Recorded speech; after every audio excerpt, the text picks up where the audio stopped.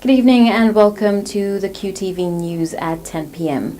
The Zambian and UK governments have signed an energy partnership agreement aimed at expanding the household solar market in the country. Government has denied media reports suggesting that ZNBC has been taken over by a Chinese company. With the details, my name is Michelle Malunga. The Zambian and United Kingdom governments have signed an energy partnership agreement aimed at expanding the household solar market in Zambia. The Energy Africa Partnership Agreement will see the two governments explore ways to complement efforts being made in Zambia in expanding large-scale energy infrastructure. Speaking during the signing ceremony in Lusaka today, Energy Permanent Secretary Imelda Chola, who represented the Zambian government, observed that the agreement is also meant to help Zambia achieve Sustainable Development Goal number 7 on energy. Brigadier General Chola says the agreement falls in line with the Zambian government's energy policy and National Vision 2030. She states that the Zambian government is grateful to the UK government for the kind gesture of supporting the expansion of the country's solar energy market. I'm glad that this agreement also entails developing an Energy Africa Compact between the government of Zambia and the donor partners in this campaign. This has already been demonstrated through the declaration of intent, and we will use this platform to draw other cooperating partners in achieving the objectives of the Africa Energy Partnership Agreement. On behalf of the government of the Republic of Zambia, may I take this opportunity to express our sincere gratitude to the government of the United Kingdom for initiating this agreement and complementing the government efforts in the national development process. And UK Department for International Development, DFID, Head Office, Bruce Lawson McDowell, who represented the UK government, has described the signed agreement as a demonstration of his country's willingness to support the Zambian government. Mr. Lawson McDowell says this is especially that Zambia prioritizes efforts to tackle the energy crisis. He states that the UK government recognizes the challenges that Zambia is currently facing with on-grid energy sector and the opportunities this presents to unlock the potential of the household solar market. The campaign seeks to ensure the policy commitments, technical assistance and financing needed to transform the energy sector are made available. Energy Africa will build on the UK's work to develop grid electricity in Zambia. We've already helped fund the Scaling Solar Initiative, which is on track to deliver an additional 100 megawatts of on-grid electricity. And through Infraco Africa, we have invested in 2 grid-scale hydroelectric projects in Chinga and Western Province. So I'm delighted that we can sign this partnership agreement today. This is a declaration of shared intent to work together towards the achievement of Global Goal 7, as has been indicated by the Permanent Secretary, on energy access to household solar across Zambia. Government has refuted media reports suggesting that a Chinese company has taken over the national broadcaster ZNBC. Information and Broadcasting Services Minister Kampamba Mulenga has told a news conference that such reports are patently false and aimed at misleading the nation. Ms. Mulenga has assured the nation that ZNBC will remain a public broadcaster. She says, like all other public corporations, ZNBC will be transformed into a more versatile broadcaster to serve the public better.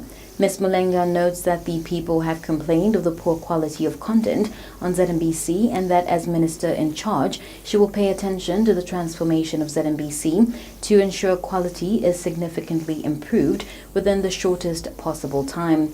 Meanwhile, the minister has said that all content service providers such as ZNBC and the other 16 television channels will continue to collect their advertising revenue on their channels.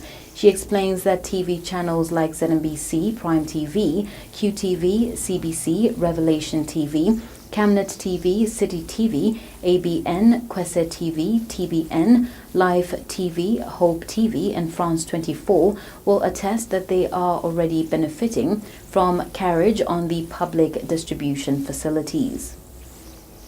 Some of the companies I've mentioned above already collect advertising revenue. Ask them if they take that revenue to Topstar Communication Company Limited.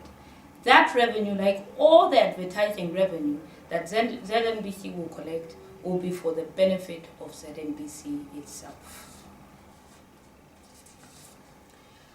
Topstar will only charge appropriate carriage fees from these companies. As minister responsible for this project, I can only say that we are now in full gear implementing phases 2 and 3, and very soon all other provinces will be receiving high-quality television services. Ladies and gentlemen, allow me to also use this opportunity to inform the nation that the mandate of the board at ZNBC came to an end on 16 December 2016, and government is in the process of identifying individuals to sit on the board. As per procedure, these will have to be ratified by Parliament before I formally appoint them. As you may be aware, Times of Zambia and the Zambia Daily Mail now fall under the Industrial Development Corporation, IDC. As such, the board for the two companies will be constituted by the corporation. Veteran politician Dr. Vernon Mwanga has charged that the International Criminal Court has lost direction for the purpose it was created. The International Criminal Court was created to prosecute serious crimes against humanity. Dr. Mwanga explains that the reasons why African countries have decided to pull out en masse from the International Criminal Court is because it has been unfair to the African leaders. He says many African leaders are frustrated because the ICC has concentrated on discriminating against African leaders in carrying out its mandate departing from its intended purpose. And Dr. Mwanga has welcomed President Edgar Lungu's decision to consult widely on whether Zambia should remain as a member state of the ICC or not.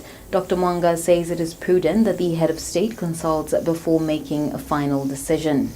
I can very well understand that there has been frustration about it, leading to countries such as South Africa giving notice that they are going to withdraw, and a number of other African countries. But one has to look at the other side of the coin, namely that, for example, when the war in Iraq broke out, President Bush Jr. of the United States, together with Tony Blair, who was then Prime Minister of Britain, were indicted by the ICC because they started what they considered an illegal war. But the warrants which were issued for their arrests were never executed.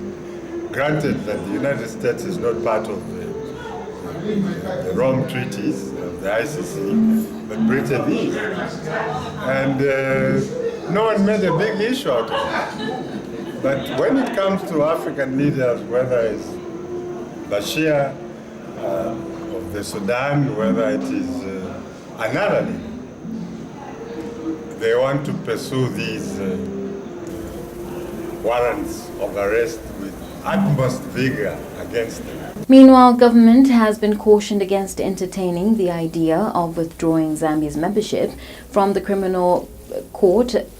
International Criminal Court, ICC. Electoral expert McDonald Chipenzi says government should not make an emotional decision and withdraw membership from the ICC. He tells QTV News that international organizations such as the ICC are meant to protect the citizens of the world from excess abuses by leaders. UNIP President Tilienji Kaunda has charged that the country has a leadership vacuum. Speaking during the launch of the party's membership card renewal in Lusaka today, Mr. Kaunda says many things have gone wrong in the country, which has resulted in the people being subjected to suffering. Mr. Kaunda says the country needs quality leadership that will be able to harness the resources it is endowed with, which should translate into improved livelihoods for the people. He states that UNIP has the kind of leadership Zambia needs, with solutions to the many problems the country is facing. Mr. Kaunda adds that if given an opportunity to get back to power, the former ruling party will run an honest government and uproot corruption. He says in a country that prides itself a Christian nation, leaders should be God-fearing, stating that if leaders are God-fearing, they will not steal or do things for themselves, but for the people whom they serve. To take care of the affairs of Zambians.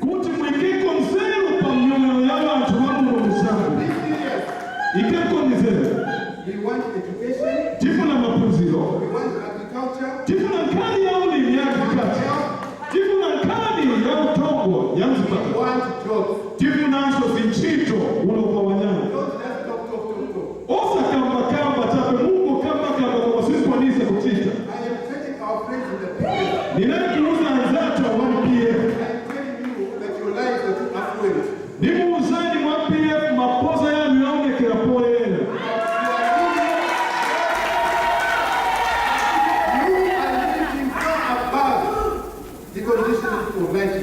Speaking earlier, UNIP Vice President Njekwa Anamela encouraged party members not to be discouraged by the party's poor performance during last year's elections. He says party members should instead be inspired to work hard so that the party can get back to power and rescue the people of Zambia.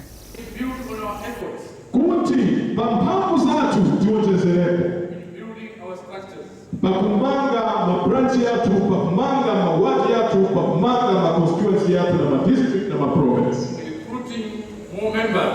Chikoke watu wambili wajoine chipani cha UNIP.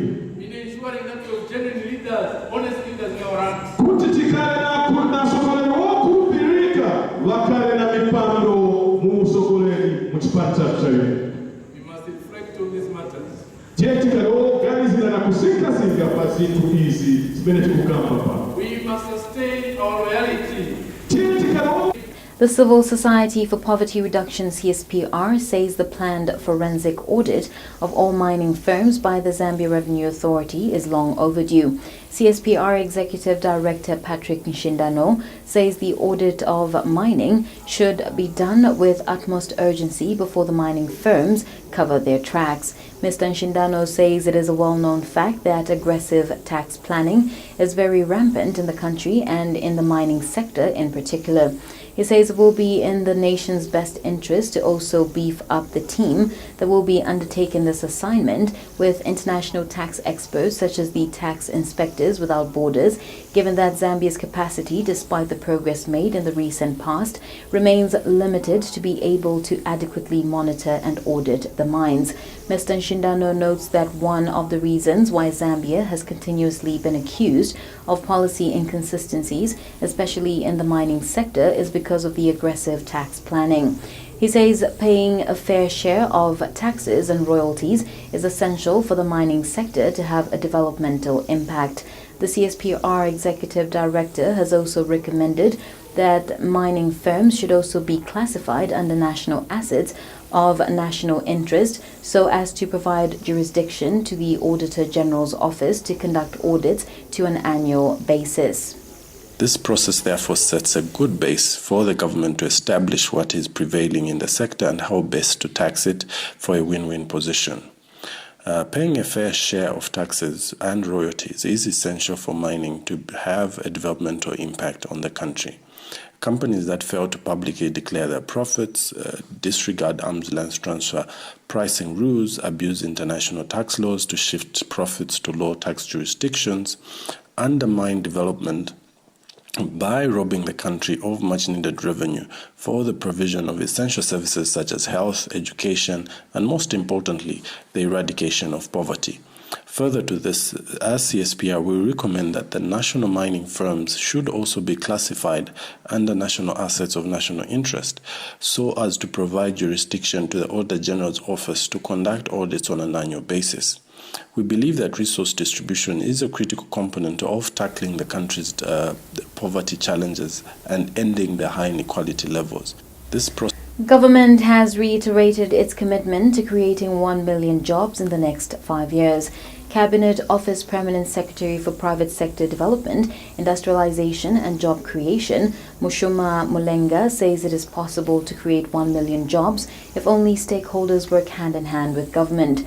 Speaking during the African Management Services Company AMSCO Business Transforming Conference in Lusaka today, under the theme Business Transforming Africa, Accelerating Human Capital Development, Mr. Mulenga has observed that many African countries, including Zambia, have recorded a depressive economic growth in the last decade.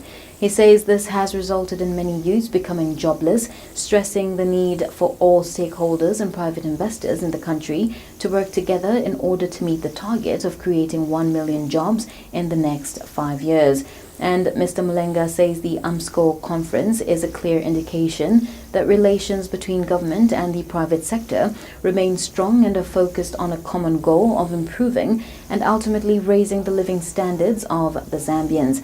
He says government will continue to place emphasis on improving and strengthening the business and economic environment to make it easier for private investment to flourish, with a deliberate emphasis on the SME sector.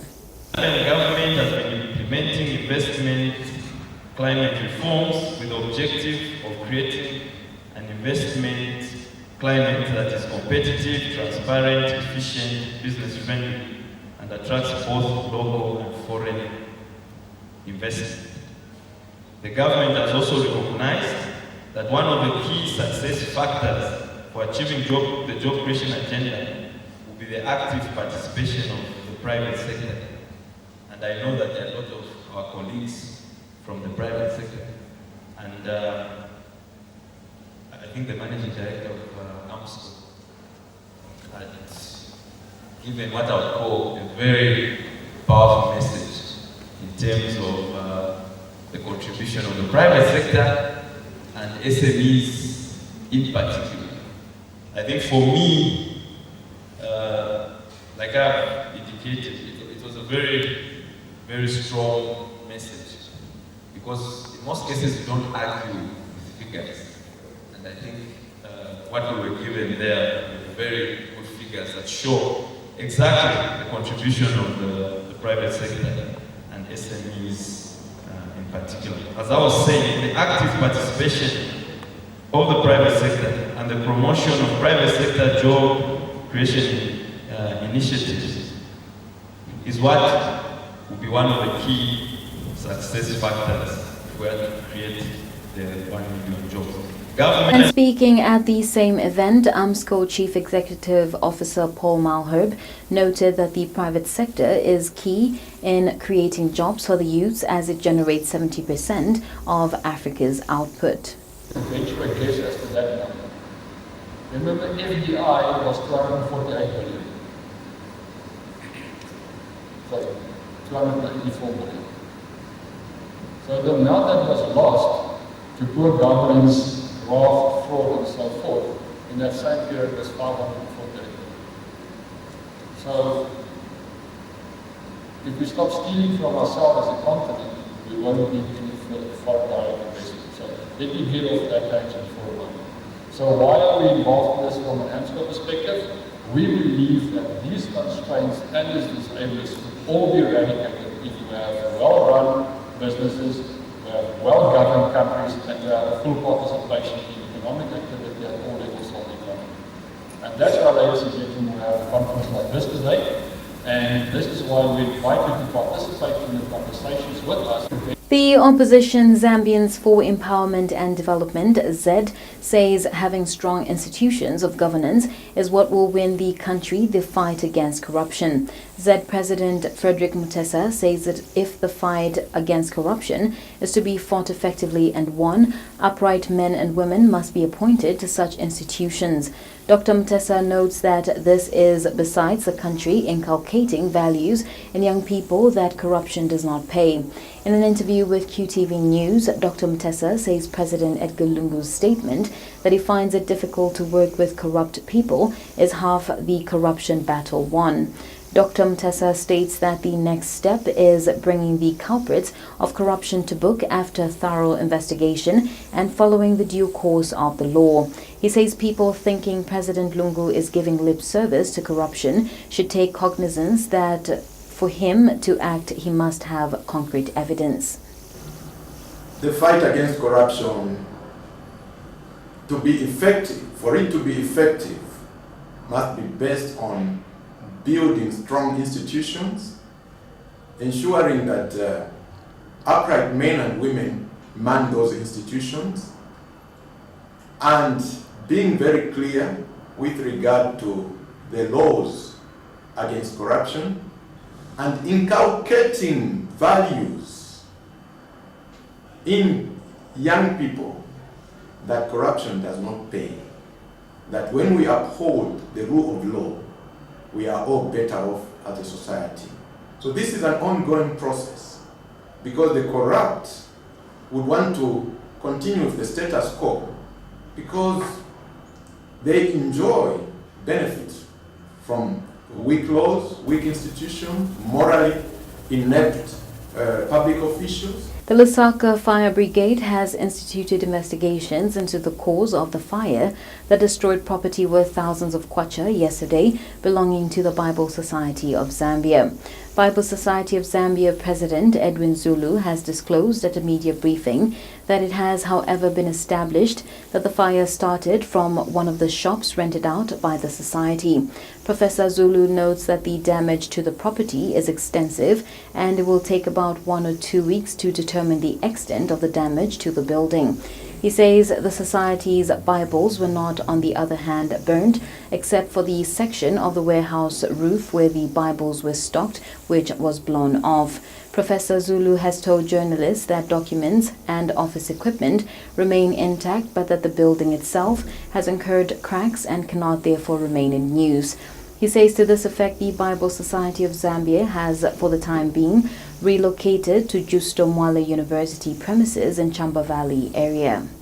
So maybe our message is that we thank them for their support, and some of them immediately they heard about the fire, they called us and they wanted to get the facts.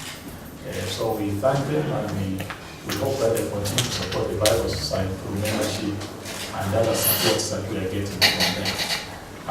For now, we can just say that we continue praying and thanking God that no single Bible was burnt or even touched or even scratched. Everything was saved, which we believe that the work we are doing is really a work that God blesses because He watches us over us all the time, even this time. So that has also strengthened our staff that just we are doing a job that the one who is us over high is able to see us and protect us. So Government is reviewing the Pensions and Insurance Act with a view to provide incentives and stimulate local insurance and brokers in the country.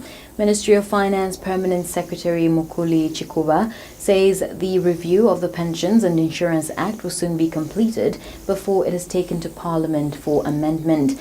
Mr. Chikuba says government has put in place measures that will make it compulsory for Zambians that are doing business with partners outside the country to ensure that they insure their Zambian companies. He says that government is concerned that most international companies operating in Zambia trade their insurance policies through international brokers at the expense of local brokers, stating that it is for this reason that government is reviewing the Pensions and Insurance Act.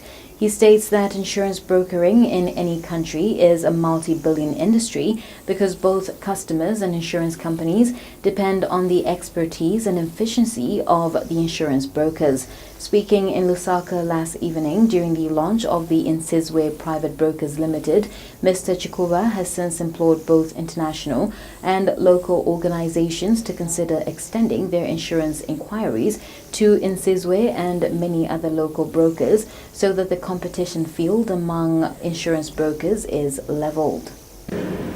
As government, again, it is our duty to ensure that the macroeconomic environment is stable to facilitate business We have taken measures. We have seen stability in terms of the exchange rate. We have seen inflation coming down, at least in the past 2 months. We have put in place measures to ensure that this is sustained going forward as part of the government's responsibility to ensure that there is a stable business environment. And as I mentioned, we'll be putting measures in place to ensure that those of our citizens that are not insured are insured. As part of the measures that we are putting in place, as we review the Pensions and Insurance Act, another issue that we are addressing is microinsurance. Microinsurance to be able to cover those of our marginalized citizens who ordinarily would not have access to insurance services. And speaking at the same event, Insurers Association of Zambia, IAZ Executive Director Christabel Banda challenged Insizwe to embrace the innovation principle and ensure that they provide innovative products that are going to benefit the ordinary Zambian. Ours is a very, very firm partnership. We work very well with the Insurance Brokers Association, and we believe that even the coming on of Insizwe into the broking fraternity is going to strengthen the operations of the insurance brokers. I just wanted to mention that since there are quite a number of representatives from the industry in here, I just wanted to mention that we are indeed fighting a very big battle in terms of insurance penetration in the country. I'm sure you are all aware from the industry that right now, only 2.8% of adults in the country have insurance. So really the task is mammoth, and I believe the coming in of brokers into the market is going to open up, and it will help us reach individuals that were not previously insured. And Insizwe Brokers Limited board chairperson Mutaleka Sonde says since inception, Insizwe has recorded steady growth, a good indication that it is headed for greatness. She adds that the company has increased its profit before interest, tax and amortization from a negative percentage to a positive 2-digit percentage. We are obviously always open to being able to serve you, and as a board, the direction of the business is to try and bring new ideas, try and help various businesses through whatever insurance needs they may have. And so, with that vision, the focus is really on trying to make sure that we can serve you at whatever level, and that we're trying to bring fresh ideas and a fresh approach to the insurance market in Zambia. I think oftentimes it is very easy for institutions to simply say, who's the biggest broker, where are they from, they're foreign, we're going to sign up with them. Young African Leaders Initiative YALI has advised Ministry of Gender to reposition itself and begin to be seen to be working. YALI President Andrew Ntewewe says the Ministry of Gender has a big role to play in reducing the increasing cases of gender-based violence, which role they don't seem to be playing.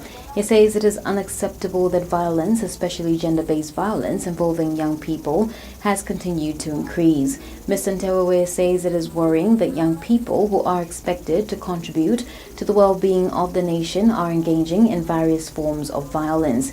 He states that engaging in any form of violence may have negative repercussions which may affect their future. Ms. Ntewewe says young people should begin to demonstrate that they are capable of running national affairs when their time comes. The National Association for Medium and Small-Scale Contractors, NAMSIC, has backed the suggestion that government reviews all Chinese projects to avoid loss of lives. Association President Mutale Mpepo says some of the projects carried out by Chinese contractors have posed a threat to the lives of the people. Mr. Mpepo says a recent call by UPP President Dr. Xavier Chishimba for government to review all works done by Chinese contractors is genuine and should be supported by all stakeholders. He states that most of the works by Chinese contractors are substandard. Mr. Mpepo states that government should pay particular attention to the quality of the works done by contractors, not just Chinese but all the contractors, as some of them leave much to be desired. Well, Chimba could have been correct in one way or another. Honestly speaking, what is the problem do we have in Zambia where perspective is concerned? The general public there wants to see only maybe Chinese doing the public works, that is road construction and other general buildings. But is that correct? We are always saying, no, local contractors. Even someone who does not even qualify to comment on construction issues, who just stand up on top of the mountain and say, no, local contractors are doing short works. And yet they overlook our colleagues from foreign contractors. When you check them properly, for instance, a road, a lay person will just look at the top. When there is black surface on top, then they are happy. They don't know from the beginning, from the design, how it is supposed to be done. Have they monitored? Why are we just interested? Even in 7 days' time, when you see a black top, you say, hey, Chinese have done it. And yet, when you do engineering properly, it starts from there at the bottom. Government has been urged to formulate an entrepreneur policy to institutionalize entrepreneurship development in the country. Youth Entrepreneurs Association of Zambia chairperson Samuel Mulenga says this would help make available adequate financial provisions to foster entrepreneurship development in the country. Mr. Mulenga says the entrepreneur policy will also address the issues confronting self-employed micro-entrepreneurs and underrepresented groups with a view of making them more productive. He has noted that the country lacks policies that favor entrepreneurs, hence the need for government to urgently formulate an entrepreneur policy. Mr. Mulenga says there is an entrepreneurial spirit in the country as evidenced from youths in his association training. The Small-Scale Farmers Development Agency, SAFADA, is happy with the release of 200 million kwacha by government towards the Farmer Input Support Program, FISP, for 2016 to 2017 farming season. SAFADA Director Boyd Mobwe says it is important for government to dismantle the arrears before they accrue further. He says going forward, the funds should be released in good time to enable players in the agriculture sector prepare for the farming season in good time. Mr. Mobwe says failure to release the funds in good time has a negative impact on the farming season and the maize marketing process. He adds that government should go a step further by ensuring that it clears all the arrears to do with FISP. Farmers in Chipata district of Eastern Province have commended government for releasing money into their e-voucher accounts to enable them access farming inputs. The farmers are, however, calling on government to see to it that the coming farming season money is released on time so that farming activities are not affected. Chipata District Farmers Association chairperson Vigil Malambo is happy that money for the remaining farmers has started reflecting in their accounts after several engagements with government. Mr. Malambo says there is need to promote agriculture activities as the nation is fed from farming activities. As they started reflecting on their cards, and that farmers now can go to the selected agro dealers and transact. However, it is disheartening that at this particular year, time of the year, like this is February, the farmers are still struggling to have their cards loaded with money. Really, if we are serious with farming and agriculture, most of these farmers you see, they drive their livelihood from farming. And if they don't farm, meaning there will be nothing that will help them to support their families, especially the maize that they grow. It does not only support their families, they help to feed the nation. The Disability Rights Watch has appealed to the Ministries of Labour and Community Development to quickly come up with a statutory instrument that will define the percentage of persons with disabilities that should be employed in the public and private sectors. National Coordinator Bruce Joma notes that while the Disability Act has a clause providing for the preservation for the reservation of employment for persons with disabilities, this has not been realized. Mr. Joma says his organization is concerned that since 2012, when a technical committee was constituted to work on the matter, there has been no action to date. He says that there is need for government to lead by example when it comes to employing persons with disabilities, especially that government is the biggest employer. Mr. Joma states that government is expected to provide direction for the other institutions by employing persons with disabilities. As we end the news, we take a look at the stories making headlines. The Zambian and UK governments have signed an energy partnership agreement aimed at expanding the household solar market in the country. Government has denied media reports suggesting that ZNBC has been taken over by a Chinese company. And on that note, we end the news. For these and more stories, be sure to log on to our website, and you can also follow us on Twitter. My name is Michelle Malunga. Good evening.